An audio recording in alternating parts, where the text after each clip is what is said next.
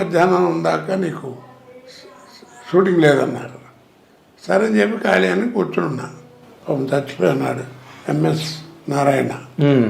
ఏంటి ఏంటి అన్నగారు మధ్యాహ్నం ఎప్పుడో షూటింగ్ ఏది ఖాళీ లేదు అంటారంటే రెండు అన్నాడు. సరే అని చెప్పి ఇద్దరం కలిసి కాసేపు మందేసి అనుకోకుండా కవర్ చేశారు షూటింగ్కి.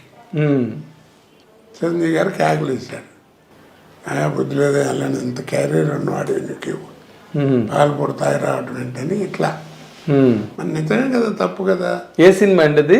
జ్ఞాపకం లేదు నాకు. చిరంజీవి గారి కాంబినేషన్ ఆ సినిమా కాదనుకుంటాను. బట్ ఆయనకి తెలిసి కేకలేసారా మీ మీద? కేకలేసేది అనుకుంటా. అట్లాంటిది అది మొత్తానికి ఆయన కేకలేయడం జరిగింది. అంటే మంచిగా అదేలేండి, మంచి ఆర్టిస్ట్ నువ్వు, అదే కెరీర్ పాడవుతుంది, బడి ఏంటిది 10 మంది చెప్పుకుంటే ఎంత అసహ్యంగా ఉంటుంది అని కేకలేసాడు. అదే మీ అభివృద్ధిని ఆశించి చెప్పింది. అంటే మొదటి నుంచి బాగా. మీకు చిరంజీవి గారితో అటాచ్మెంట్ ఎక్కువ అండి?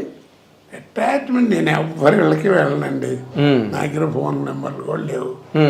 ఏదన్నా ఫంక్షన్స్కి ఎవరన్నా వాళ్ళు పిలిస్తే మనం వెళ్ళటం, లేకపోతే నాకు ఏదైనా ఫంక్షన్ ఏదైనా ఉంటే పిలవడానికి వెళ్ళటం అంతే తప్ప నేను అసలు ఎవరి దగ్గరికి వెళ్ళను.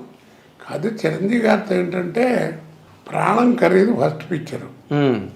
నేను కెమెరా ముందు నుంచింది ఫస్ట్ ప్రాణం ఖరీదు. మీరు? నేను. వాసు గారు డైరెక్టర్. అవును, కే వాసు డైరెక్టర్. మనం పోయారు కదా. అవునండి. ఆయన ఆ సినిమాలో చిరంజీవి గారు కూడా యాక్ట్ చేశారు. అవును. తెలియదు, నేను ఎవరో తెలియదు, ఆయన ఎవరో నాకు